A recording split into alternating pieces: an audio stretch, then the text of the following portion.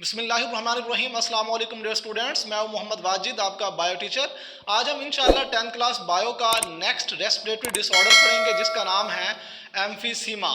Student, हमने previous lecture के अंदर ब्रोंकाइटिस पढ़ा था जो कि फर्स्ट डिसऑर्डर था। आज हम इसका सेकंड डिसऑर्डर पढ़ते हैं। तो देखते हैं कि एम्फीसीमा है क्या। स्टूडेंट्स, हम देख सकते हैं, कहते हैं कि डिस्ट्रक्शन, ब्रेक डाउन हो जाना यानी कि टूट जाना वॉल्स, दीवारों का, ऑफ एल्वियोलाई, किसका, एल्वियोलाई। मतलब इस बीमारी के अंदर एल्वियोलाई की जो दीवारें होती हैं वो ब्रेक डाउन हो जाती है, मतलब डिस्ट्रक्शन हो जाती हैं, टूट जाती हैं।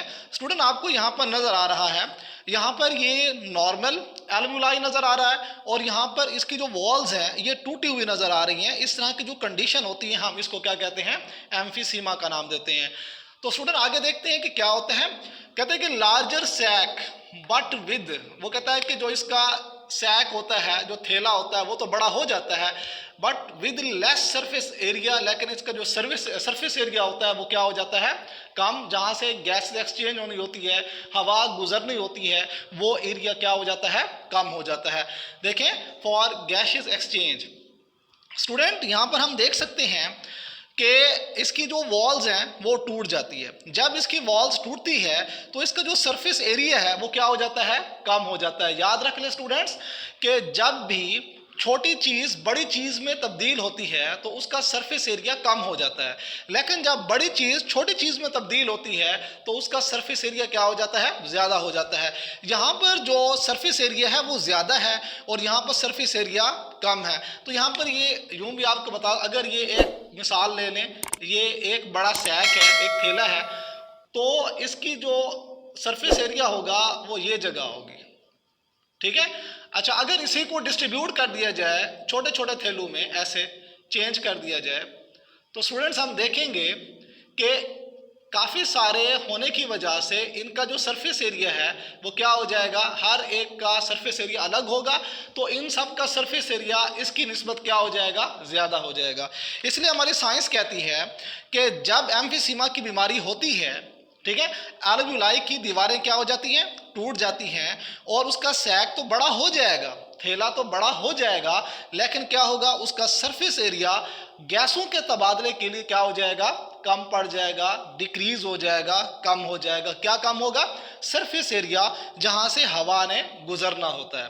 तो स्टूडेंट आगे हम देखते हैं, कहते हैं कि लंग्स टिश्यूज ब्रेक डाउन क्या हो जाएंगे, फेफड़ों के टिश्यूज क्या हो जाएंगे, जारी बात है टूट गए हैं।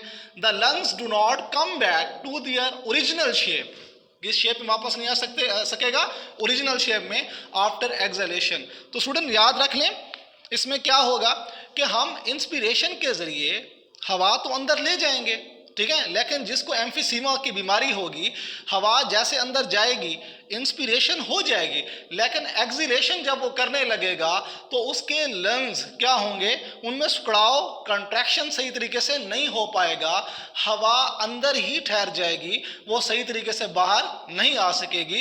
कौन सी बीमारी के दौरान ऐसा होता है, एम्फीसीमा के दौरान होता है। स्टूडेंट, आपको मैंने जो बातें बताई हैं इसमें क्या होता है, एम्फीसीमा में क्या होता है, एल्वियोलाई की दीवारें क्या हो जाती हैं, टूट जाती हैं। जब एल्वियोलाई की दीवारें टूट जाती हैं तो क्या होता है, उसका सैक तो बड़ा हो जाता है, थैला तो बड़ा हो जाता है, लेकिन इसका जो सरफेस एरिया होता है जहां से हवा ने, गैसों का तबादला होना होता है, हवा ने गुजरना होता है, वो क्या हो जाता है, कम हो जाता है।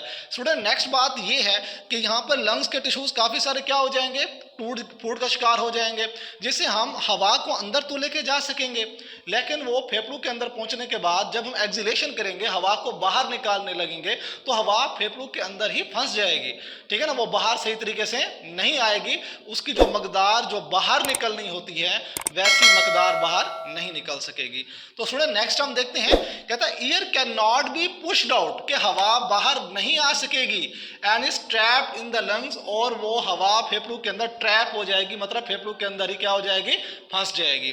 तो स्टूडेंट नेक्स्ट देखें, इसमें हम सिम्टम्स देखते हैं कि अलामात क्या होती है, कौन सी अलामात होती हैं जब किसी को एम्फीसीमा होता है। तो देखें, पहले इसका देखते हैं, शॉर्टनेस ऑफ ब्रीथ क्या हो जाएगा, शॉर्टनेस ऑफ ब्रीथ हो जाएगा, सांस सही तरीके से नहीं लिया जा सकेगा, बहुत शॉर्ट सांस आएगा उसका, ठीक है ना। सांस जब वो बाजू का यूं होगा ना, जब भारी कोई काम करने लगेगा तो उसमें नॉर्मल सांस उसका चलेगा, वो तेजी से सांस नहीं ले पाएंगे, जिस तरह हम नॉर्मल सांस लेते हैं उस तरह से सांस वो नहीं ले पाएंगे। उसके बाद फटीग हो जाएगी, मतलब थकावट होगी, छोटा छोटा काम करने के बाद हर वक्त थकावट सी फील होगी, ठीक है। उसके बाद रेस्पिरेटरी इन्फेक्शंस होंगे हर मर्तबा, मतलब हर 2 महीने बाद, 3 महीने बाद, 1 महीने के बाद उसको रेस्पिरेटरी बीमारी लगती रहेगी, मतलब गला खराब, ठीक है ना, इन्फेक्शन हो जाना, ब्रोंकाई के अंदर इन्फेक्शन हो जाना, ब्रोंक्यूल्स के अंदर इन्फेक्शन हो जाना, मतलब उसको पता नहीं चलेगा। वो नॉर्मल जुकाम की दवाई लेगा, नॉर्मल ठीक हो जाएगा, उसको पता उस वक्त नहीं चलेगा, लेकिन वो ऐसा ऐसा वो बीमारी क्या होती जाती हैं, बढ़ती जाती हैं, और वो क्या बन जाती हैं, एम्फीसीमा। तो स्टूडेंट यहाँ पर जरा गौर करेंगे, आपको अच्छे समझ आएगी।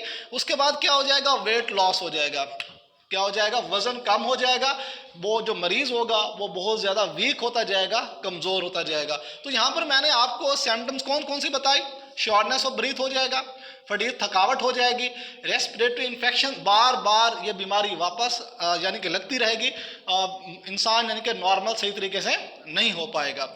उसके बाद हम देखते हैं the symptoms of emphysema appear.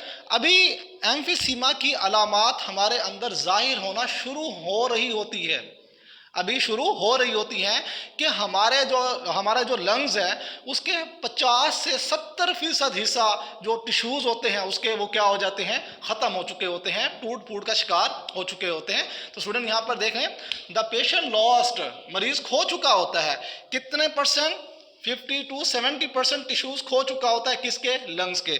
तो स्टूडेंट यहाँ पर क्या बात बताई जा रही है कि कहता है कि अभी ये अलामात सामने आ रही होती है, तो मरीज अपने लंग्स का, अपने फेफड़ों के टिश्यूज का 50 से 70% हिस्सा क्या कर चुका होता है, खो चुका होता है। तो स्टूडेंट देखें यहाँ पर next the level of O2, कहता है कि जो ऑक्सीजन का लेवल है किसके अंदर, खून के अंदर, ब्लड के अंदर, कहता है इतना गिर सकता है, इतना कम हो सकता है कि काजिस सीरियस कॉम्प्लिकेशन, बहुत पेचीदा मसाइल भी हो सकते हैं, इंसान कोमे में भी जा सकता है, इतना यानी कि ये एक परमानेंट बीमारी भी बन सकती है कि इससे मरीज बिल्कुल सेहत याब कभी नहीं होगा, मतलब इस तरह का सिलसिला उसके साथ चलता रहेगा। तो स्टूडेंट आपको मैंने एम्फीसीमा के बारे में बताया, एम्फीसीमा के बारे में नॉर्मल ही बताया गया आपको कि जो एल्वेओलाई होती है, ठीक है ना, पाउचेस ऑफ क्लस्टर, जो गुच्छे होते हैं, ठीक है, इनकी जो दीवारें होती हैं वो टूट जाती हैं, इनका जो सैक होता है, इनके थैले तो बड़े हो जाते हैं, लेकिन जो गैसों के तबादले की जगह होती हैं वो क्या पड़ जाती हैं, कम पड़ जाती है, सही तरीके से गैसों का तबादला नहीं होता। स्टूडेंट आपको मैंने ये बताया कि इंस्पिरेशन तो हो जाती है, हवा तो हम अंदर लेके जा सकते हैं इस बीमारी के दौरान में, लेकिन जब हम इसको बाहर निकालने लगते हैं तो लंग्स हमारे सही तरीके से कॉन्ट्रैक्ट नहीं कर सकते, जिसकी वजह से ये हवा अंदर ही फंस के रह जाती है और बाहर सही तरीके से जितनी मकदार बाहर निकलनी होती है वो बाहर नहीं निकलती। तो उसके बाद मैंने आपको इसके अलामात बताई, शॉर्टनेस ऑफ ब्रीथ बताया, फटीग थकावट बताई, बार बार इन्फेक्शन हो जाना, रेस्पिरेटरी, वजन की कमी हो जाना।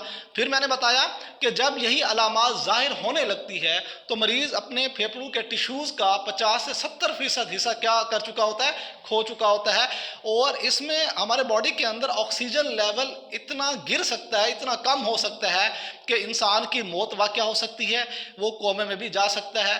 तो यहाँ पर ये उम्मीद है कि आपको समझ आ गया होगा ये एम्फीसीमा। तो इंशाअल्लाह नेक्स्ट टॉपिक पढ़ने के लिए बहुत जल्द मिलते हैं, तब तक के लिए अल्लाह हाफिज़।